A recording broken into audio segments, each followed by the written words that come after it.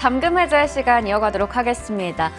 오늘 국내 증시는 상승으로 출발하긴 했지만 이번 주에 있을 여러 가지 이슈들 있죠. FOMC라던가 삼성전자의 컨퍼런스 콜 그리고 대기업들의 실적 발표 등등을 좀 주시하면서 관망세를 나타내고 있습니다. 지수가 기술적으로 단기 과열권이었다라는 말도 나오면서 일단 오늘 지수는 좀 일제히 빠지고 있습니다. 현재 코스피 지수는 1% 가까이 내려가면서 2,460선 지나가고 있고요. 코스닥 지수는 0.3% 정도 하락하면서 738선에서 움직임 나타내고 있습니다.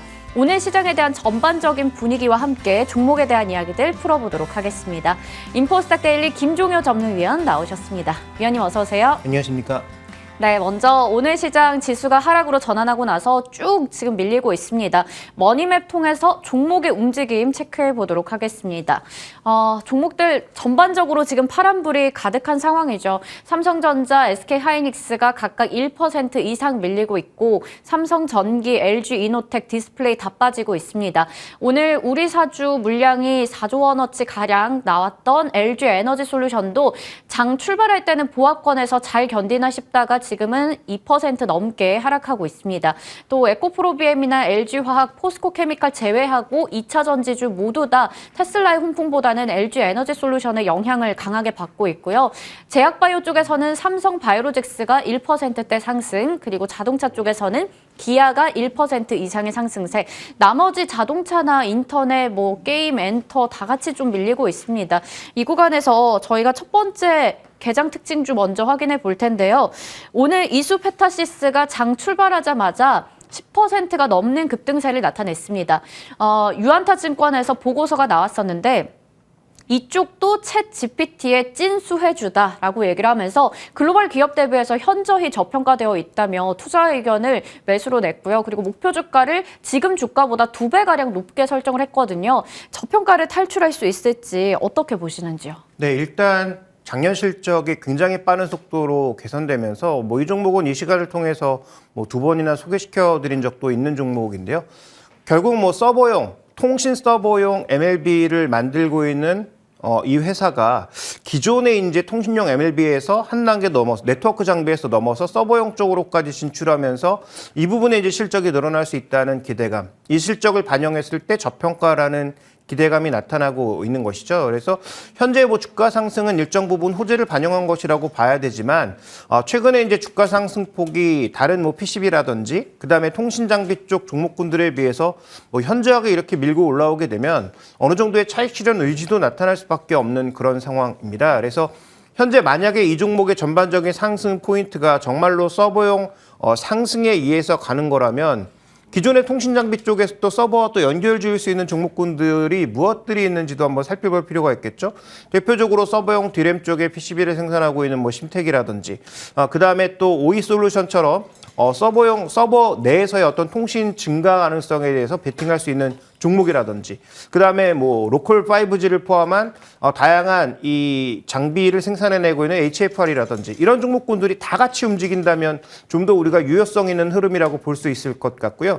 제가 지금 언급드린 종목군들의 흐름을 보면 HFR은 빼고 OE솔루션이나 대한광통신 이런 종목군들은 기관이나 외국인들의 매수세가 좀 지속적으로 유입되고 있는 종목군들이니까 지금 이 종목의 단기적인 급등에 대해서 얘기하기보다는 정말로 서버 시장이 다시 한번 터지는 것이라면 또 서버 내에서의 어떤 통신과 관련된 부분에 네트워크 관련된 부분의 증가를 베팅하는 것이라면 이 종목만 급등하는 것을 보는 것이 아니라 대한광통신, OE솔루션 이런 종목군들까지 좀 더 종목들을 확장해서 볼 필요가 있지 않나 이렇게 보고 있습니다. 네, 오늘 일단은 리포트에 힘입어서 이수페타시스가 12%대 급등이 나왔다가 현재는 7% 정도로 오름폭을 줄였습니다. 이 종목만 볼 것이 아니라 대한광통신이나 다른 OE솔루션 여러 가지 통신주도 함께 좀 보면서 시각을 확장해보자라고 얘기를 주셨습니다. 두 번째 개장 특징주 조금 전에 실적을 발표한 삼성 SDI 확인해 보겠습니다. 먼저 연간으로 봤을 때 실적은 잘 나왔습니다. 지금 현재 나가고 있는 건 4분기 실적이고요. 연간 실적은 매출과 영업이익이 모두 다 최대를 기록했다고 하죠. 4분기 실적도 지금 보시면 컨센서스를 웃도는 수준으로 나왔습니다. 영업이익 같은 경우에는 컨센서스를 밑돌긴 했지만 전년 대비해서는 84% 증가했는데요. 일단 오늘은 상승하다가 지금은 좀 하락으로 전환이 된 상태이거든요. 삼성 SDI 어떻게 보시는지요? 네, 뭐 개인적으로는 셀 중에서는 뭐 3사 중에 제일 낫지 않느냐 이렇게 네. 보고 있고요.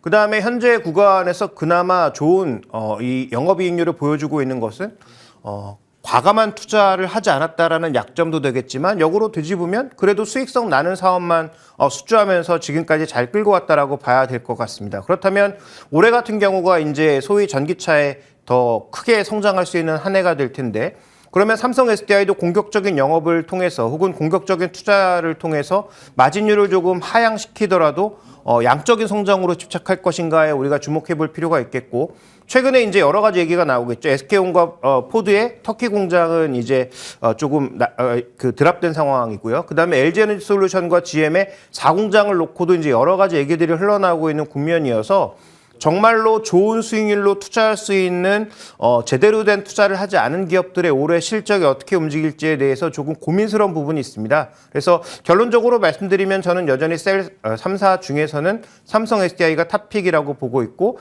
LG에너지솔루션이 지금 물량 부담이 없다고 하더라도 선택의 기준은 저는 여전히 삼성 SDI라는 것이죠. 그래서 저는 뭐 단기적인 주가 등락은 언제든지 있을 수 있지만 그래도 수익성 기조를 유지하고 있는 삼성 SDI가 셀 중에서는 가장 좋은 종목이라고 보고 있습니다. 네, 수익성 개선에 대한 기대감을 가져갈 수 있는 삼성 SDI가 그래도 셀사 중에서는 여전히 토픽이다라는 관점 유지한다 얘기해 주셨습니다. 개장 특징주들 알아봤고요. 잠금 해제 종목 확인해 보겠습니다. 첫 번째 종목은 바로 LIG 넥스원 보겠습니다. 수주만 보면 안 된다라고 하는데요. 수주 때문에 그동안 많이 오르기도 했었는데 최근의 흐름만 본다면 주가 조정을 나타내고 있습니다. 첫 번째 투자 포인트가 바로 주가 조정입니다.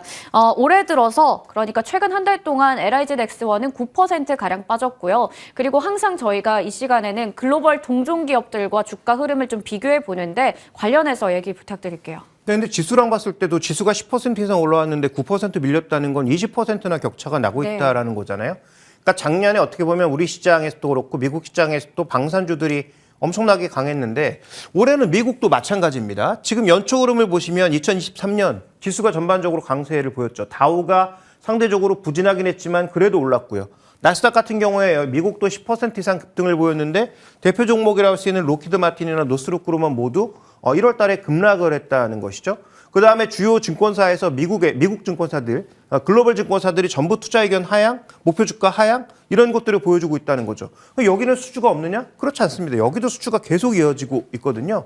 그다음에 이제 최근에 얘기 나오는 걸 보면 뭐 우크라이나와 관련된 여러 가지 얘기들도 흘러나오고 있고 그런 전쟁의 그 흐름 속에서 추가적인 수주가 앞으로 더 늘어날 가능성 이런 것들이 언급되고 있음에도 불구하고 최근에 이 종목들의 투자 의견이나 주가가 저렇게 약세를 보이고 있는 가장 결정적인 이유는 작년에 시장 대비 좋았다라는 것도 있지만 마진율에 대한 그러니까 수주와 관련된 부분에 대해서는 의심이 없는데 마진율에 대한 부분에 대해서 계속 지적하고 있는 부분이란 말이죠. 그렇다면 우리도 이제 우리나라 기업들을 한번 돌아봐야 되겠죠. 우리 기업들도 수주 쪽에서는 장기 수주해 놓은 것도 있고 그다음에 앞으로 미국과 무기 체계를 같이 연동해서 가지고 갈 수 있는 한국형 무기들의 추가적인 수주 개연성은 여전히 높게 보고 있는 거 아니겠습니까? 그럼에도 불구하고 미국의 가장 이제 세계 넘버원이라고 볼 수 있는 미국의 이제 방산 기업들도 마진율을 걱정하고 있는 국면이라면 과연 우리나라 기업들은 그렇지 않을까에 대해서도 좀 고민이 필요한 부분이 아닌가 이렇게 좀 봐야 할 것 같습니다. 네. 작년 한 해 동안 방산주들 K방산의 위력을 제대로 보여주고 있다. 얼마나 그때 폴란드, 뭐 호주 등등에서 수주 공시가 쏟아졌었습니까? 그런데 지금 보셨듯이 미국에서도 노스롭그루먼 같은 경우 올해 들어서 20% 가까이 빠지기도 했었거든요. 이들과 함께 지금 하고 있는 모습이고 수주에 대한 영향은 여전하지만 마진율이 또 문제가 되는 것 같습니다. 그렇다면 이 주가 조정을 좀 돌릴 수 있는 최근에 또 다른 모멘텀은 없을까요? 근데 최근에 이제 공시 내용 보시면 호재성 재료가 많은데도 주가가 빠지고 있는 상황이죠. 뭐 준비된 그림 볼까요? 지금 보시는 것처럼 매출 기준으로 봤을 때 2.6%, 17.6%, 19.3% 계속 이어지고 있습니다. 그래서 그 공급 계약은 다 다르긴 합니다만, 그래서 뭐 미사일과 관련된 부분도 있고, 뭐 유도탄 관련된 부분도 있고, 어뢰 관련 부분도 있어서 계속 저렇게 수주가 이어지고 있음에도 불구하고 주가가 빠진다라고 하는 것은 결국 이 종목의 여러 가지 모멘텀이 이미 주가의 상당 부분 녹아 있기 때문에 그렇다면 올해부터 발표될 실적의 마진율 부분 그다음에 추가적인 수주가 과연 시장의 기대만큼 이어질 수 있는가에 대한 부분, 그다음에 또 하나는 지금의 시장의 성격이죠. 지금 시장의 성격이 뭡니까? 그동안 많이 내렸던 소위 기술주들에 대한 전반적인 선호도가 올라가고 있는 구간이잖아요. 그러다 보니까 이제 이런 종목군들이 올해 양호한 실적 전망에도 불구하고 주가가 상대적으로 약한 모습을 계속 연출하고 있는 것이죠. 그렇다면 추가적인 모멘텀은 다시 한번 말씀드리지만 수주 중요합니다. 수주를 많이 하면 할수록 장기적으로 뭐 주가의 레벨이 올라가는 것은 너무도 당연하겠지만 지금은 수주보다는 작년에 나타났던 그 대량 수주와 더불어서 올해 양호한 수익성, 마진율을 유지해 줄 수 있는지를 아마도 상반기에 확인하면서 주가가 반전할 가능성이 높다. 이렇게 봐야 할 것 같습니다. 네, 이런 방산주들 수주를 좀 보면 단일 계약이든 장기 계약이든 체크해 봤을 때 바로바로 실적으로 이어진다기보다는 뭐 5년 이렇게 좀 길게 보고 가는 경향도 있거든요. 올해 상반기 중으로 마진율에 대한 부분이 개선이 되는지 확인이 필요할 것 같습니다. 그렇다면 최근의 주가 조정을 우리가 좀 매력적인 기회다라고 봐도 괜찮을지요? 네, 일단 실적적인 측면에서 올해도 매출과 이익이 성장한다라는 것은 거의 분명하다는 것이죠. 그래서 지금 뭐 PR 측면에서는 뭐 저 차트는 조금 의미가 없을 것 같고요. PB 측면에서도 수출이 재개되기 시작하면서 수출이 늘어나기 시작하면서 그동안 보지 못했던 역사적 밸류 밴드를 상단으로 돌파하고 있는, 그러니까 새로운 밴드를 만들려고 하고 있는 그런 국면이거든요. 근데 저렇게 이제 급등을 한번 하게 되면 저 새로운 밴드에 안착하는 과정이 그렇게 안정적으로 우리가 흔히 얘기하는 그런 예쁜 그림으로 안착되지가 않습니다. 그래서 시장의 기대를 못 미치면 급락도 했다가 또 다시 시장의 기대가 올라가면 다시 급등도 하는 그런 양상을 반복할 가능성이 높다. 그렇다면 새로운 밴드를 만들고 있는 국면이기 때문에 기존에 우리가 생각했던 밴드의 하단 정도 부근까지는 주가 조정을 받을 수도 있다. 그게 이제 기간 조정으로 옆으로 받을 수도 있는 것이고 아니면 이제 가격 조정을 통해서 더 빠르게 받을 수도 있는 거죠. 네. 그래서 지금 이 준비된 뒷그림을 좀 보여주시면 PBR 측면에서의 추가적인 조정이 더 이어질 수도 있다라는 것을 염두에 두시면서 만약에 추가 조정이 나왔을 때는 저는 이 산업의 어떤 패러다임 자체가 바뀐 것이니까 그럴 때는 좀 투자가 가능하다라는 거죠. 그래서 단기적으로 좋은 종목인데 왜 이렇게 주가가 빠지냐에 대해서 의심하시기보다는 글로벌 피어 그룹들의 움직임도 더불어서 살펴보시면서 적정 수준으로 빠지게 되면 그때 매력도가 나타날 가능성이 높다라고 보고 있기 때문에 현재 가격보단 조금 더 조정을, 그게 기간 조정이 됐든 네. 가격 조정이 됐든 조정을 이용하는 전략이 필요하지 않을까 이렇게 좀 보고 있습니다. 네, 기간 조정이든 가격 조정이든 좀 나올 수 있는데 이 부분을 활용하면 좋을 것 같습니다. 그러면 목표 주가는 얼마나 보고 계신가요? 자, 목표 주가는 지금 뭐 명확하게 설정하기는 어렵지만 그래도 뭐 PB 관점에서 전고점 부근 정도까지의 그 PB 관점을 적용하지 않는다고 하더라도 전고점 부근 정도까지 한번 반등은 우리가 상반기 내에 기대해 볼 수 있는 그런 구간이기 때문에 장기적인 목표가보다는 단기적인 목표가로 한 뭐 9만 원 정도 내외 정도의 가격을 우리가 한번 설정해 보는 건 어떨까 이렇게 생각하고 있습니다. 네, 좋습니다. 단기적인 목표 주가로 일단 전고점 부근인 9만 원 내외에 얘기 주셨습니다. 기억해 보도록 하겠고요. 다음 종목 확인해 보겠습니다. 바로 KCC 보겠습니다. 중국이 열리면 나도 수혜다라고 하는데 중국 소비주 중심으로 리오프닝주들이 얼마나 또 뜨거웠습니까? 이제 춘절도 지나가면서 이 관광이나 여행 쪽에서 굉장한 또 지표들이 잘 나오는 모습 보여줬는데 오늘도 뭐 리오프닝에 대한 관심은 있었지만 일단은 KCC가 여기에 또 속한다는 새로운 사실 알게 됐습니다. 첫 번째 투자 포인트 먼저 열어볼게요. 유기실리콘이라고 하는데 중국이 회복되게 된다면 이 실리콘 부문에서도 실적이 뚜렷하게 개선된다고요. 네, 일단 우리가 이 종목의 과거 사례를 되짚어볼 필요가 있는데 뭐 대주주가 주가에 별로 관심이 없고 네. 그다음에 뭐 주가의 움직임도 굉장히 답답한 모습을 보이는 KCC인데 딱 2번 정도 한번 주가가 핫했던 적이 있었죠. 이 종목이 어떤 기업의 백기사로 참여한다라는 소식에 한번 주가가 굉장히 핫했던 적이 있었고요. 그다음에 두 번째로 가장 최근에 핫했던 적은 저 준비된 그림에서 보시는 것처럼 2021년도에 소위 모멘티브 인수를 통한 유기실리콘 가격이 급등하면서 이쪽 시황이 터진다라고 봤을 때 주가가 굉장히 이제 폭등했던 적이 있습니다. 네. 그런데 중국이 문을 닫으면서 유기실리콘 가격이 급락을 했고 이 종목의 모멘텀도 상실이 됐죠. 그런데 실제로 실적은 나빴느냐? 그렇지 않았습니다. 실적은 매출도 꾸준히 늘고 이익도 꾸준히 개선되는 모습을 보였죠.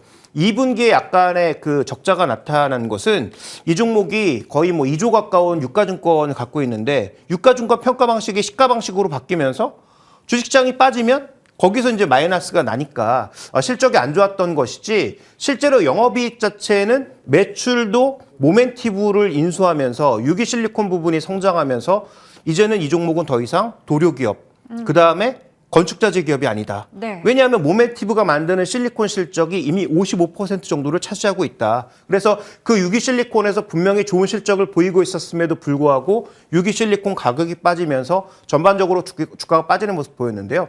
저 유기실리콘이 뭐에 쓰이냐면 건축자재로도 많이 쓰이지만 화장품 원료로도 쓰이고 뭐 약 같은 데도 쓰이고 굉장히 네. 쓰임새가 넓다라는 거죠.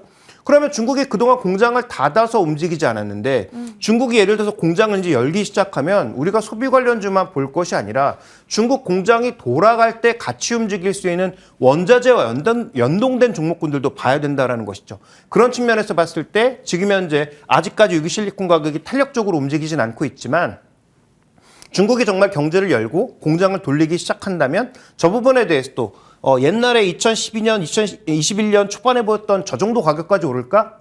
그건 힘들겠죠. 네. 그렇지만 어쨌든 반등할 개연성이 높다는 것을 본다면 이 종목도 워낙 저평가된 종목이기 때문에 저는 뭐 추가적인 반등을 한번 기대해 볼 수 있지 않을까 이렇게 보고 있습니다. 네, 아직 유기실리콘의 가격은 좀 낮은 상황이긴 하지만 중국이 공장을 정말 돌리기 시작했을 때 그때 이후에 또 유기실리콘 부문에서의 성장성이 기대가 됩니다. 그래서 좀 미리 보자는 관점에서 얘기해 주신 것 같은데요. 그렇다면 글로벌 동종 기업들은 어떤 흐름 가져가고 있을까요? 근데 글로벌 동종 기업들은 벌써 반등하고 있죠.